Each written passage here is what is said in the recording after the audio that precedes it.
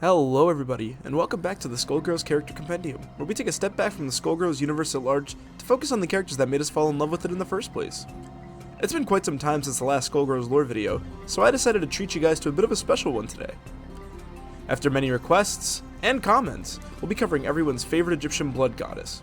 In today's video, we'll be discussing the interesting origin, story, and impact of the god known to some as Sekhmet, to some as Cartouche, or to us the player, Eliza. Buckle in everybody, this is going to be a fun episode.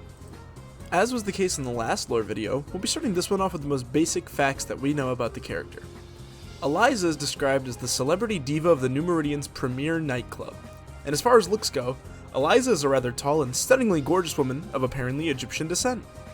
She carries a large scythe topped with a microphone which she uses to perform at her nightclub. Her outfit also sports a heavy Egyptian motif, as the wrapper on her stomach is in the shape of an ankh, and when using her power, or the power of Sekhmet, her physical body takes the shape of a sarcophagus, complete with the burial urns. While she moonlights as a singer and hostess, her true motives are rather dark.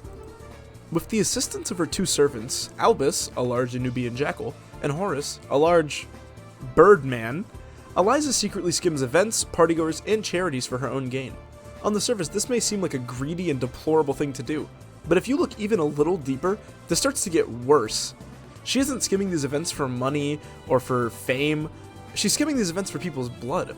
The parasite that lives inside of Eliza, Sekhmet, is some sort of vampiric skeletal creature that uses blood to sustain and to materialize the deadly weaponry that she uses to fight.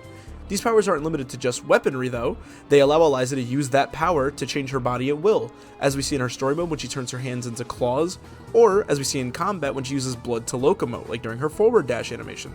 This is very similar to how Mrs. Fortune uses the blood generated from the life gem to help herself locomote around the arena. Returning to Eliza's motives, this begs a question. Why does Eliza even want to look for the Skullgirl?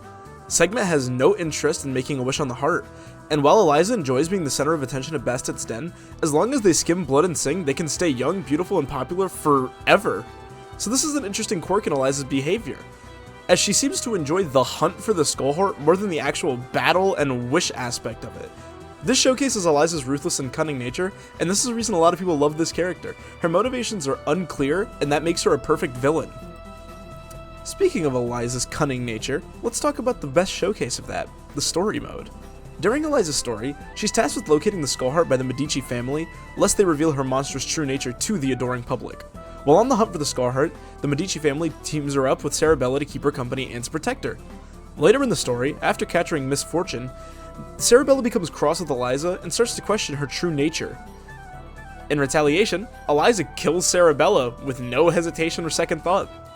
This search for the Skullheart also highlights another one of Eliza's strange personality quirks, and that being Eliza's god complex, as when she reaches the Grand Cathedral, she exclaims how much she despises the religion of Trinitism, and upon finding the Skullheart, only wants to use its power to be the god ruling over everything in spite of the Trinity. Also during her story, we see her interact with a few other parasites, namely Samson with Philia and Leviathan with Squiggly, who both hold Eliza in great disdain for the chaos that her parasite has caused throughout their existence. Apparently, in years past, Eliza's parasite Sekhmet had been known as the Crimson Scourge, and apparently, this parasite is the reason humans and parasites, or the residents of the world, be they human or not, live in fear of parasites. It is solely Eliza's fault, which is a very interesting statement. At the climax of Eliza's story, she proceeds to use her immense blood magic powers to corrupt the theonite flowing through the veins of the Skullheart's world in Gehenna. Using this immensely powerful new source of blood, she proceeds to put her plan of achieving godhood into effect. Her story ends with her having Miss Fortune as a slave for use in producing blood, as Miss Fortune cannot die using the Gem of Life, and while she relaxes, she's attacked by Squiggly and Philia, who are promptly defeated and imprisoned so that their parasites can be re-educated and think of Eliza as a god. An interesting fact about Eliza's story is that while her story has the darkest ending due to her achieving her ultimate goal, we actually don't know anything about what happens after or before her story. Eliza's past outside of her interactions with other parasites is largely unknown, and her story is one of the few that isn't mentioned in any other character's arcade mode ending, which lends credence to the non-canonical nature of it, very similar to Robo Fortune's ending. Other than these facts, we don't know anything about Eliza's past, which seems to be a running theme with the lore building of the Skullgirls universe, as they like to use the mobile game as a showcase to character backstories, which I personally like. It gives it a reason to play the mobile game, where a lot of the time when a mobile game comes out for a fighting game, it's kind of just a cash grabby gotcha with no plot relevance. I really do enjoy that about Skullgirls Mobile.